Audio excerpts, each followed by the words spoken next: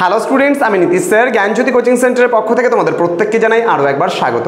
তো স্টুডেন্টস, আজকে আমি তোমাদের সঙ্গে আলোচনা করব সিবিসিএস যারা 6th সেমিস্টারে পড়াশোনা করছো বিভিন্ন কলেজগুলোতে হিস্ট্রি অনার্স নিয়ে, তাদের আজকে সিসি 13-এর হিস্ট্রি অনার্স আজকে পার্ট নাম্বার 3 ক্লাস নিয়ে আলোচনা করব, যেখানে আমি আলোচনা করব তোমাদের খুব গুরুত্বপূর্ণ যে 12 নম্বরের প্রশ্নগুলো রয়েছে সেই 12 নম্বরের প্রশ্নগুলোকে নিয়ে। ক্লাসটি শুরু করার পূর্বে তোমাদেরকে বলে রাখি, যারা এখনও চ্যানেলটিকে সাবস্ক্রাইব করনি তারা অবশ্যই চ্যানেলটিকে সাবস্ক্রাইব করে পাশে থাকা বেল আইকন অল প্রেস করে রাখো, যাতে নেক্সট টাইম থেকে কোনো ভিডিও আপলোড করলে তার নোটিফিকেশনগুলো তুমি সবার আগে পেতে পারো।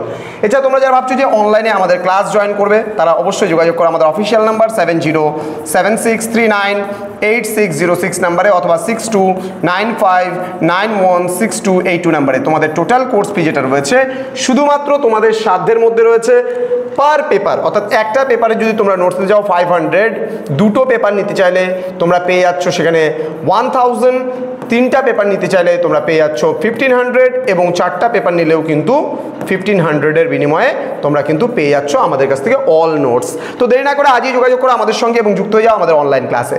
চলো শুরু করছি তোমাদের আজকে 12 মার্কসের সিসি 13 থেকে কোন কোন প্রশ্নগুলো তোমাদের পড়তে হবে সেই প্রশ্নগুলোকে নিয়ে। দেখো, প্রথম প্রশ্ন, What role did Sir Syed Ahmed Khan play in the growth of the Aligarh movement? First question.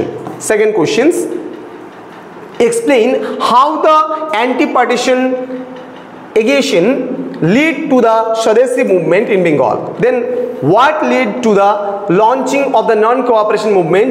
Did you agree that Gandhiji was responsible for its failure? Then critically analyze the issue around the integration of princely states in post-independence India. Next, question number 5, narrate the causes which gave rise to extremism in Indian politics. Then write an essay on the civil disobedience movement. Next, discuss the factors that lead to the birth of communalism in Indian politics. Then state the provisions of Indian Independence Act of 1947.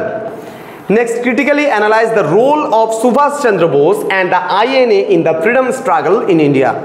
Then assess the activities of the Indian National Congress in its early phase of 1885 to 1905.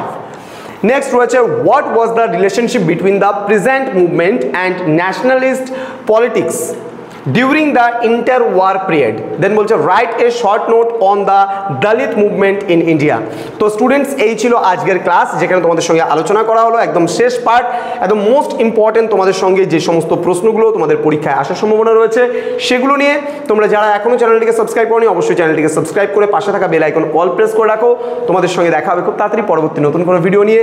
তোমরা অবশ্যই আমাদের এই official যে number দুটো আছে save করে রাখো। তোমাদের কোনো রকমের যদি কোনো অসুবিধা হয় আমাদের সঙ্গে যোগাযোগ করতে পারো এবং অনলাইনে নোটস নিতে চাইলে অবশ্যই কল করবে এই নাম্বারে। দেখা হচ্ছে খুব তাড়াতাড়ি আরও একটা নতুন ভিডিও নিয়ে, যেখানে আমরা আলোচনা করব সিসি 14-এর পরবর্তী সাজেশনসগুলো নিয়ে। দেখা হচ্ছে আরও একটা নতুন ভিডিও নিয়ে। তোমরা প্রত্যেকে ভালো থেকো, সুস্থ থেকো। Thank you so much, thanks for watching after all, thank you.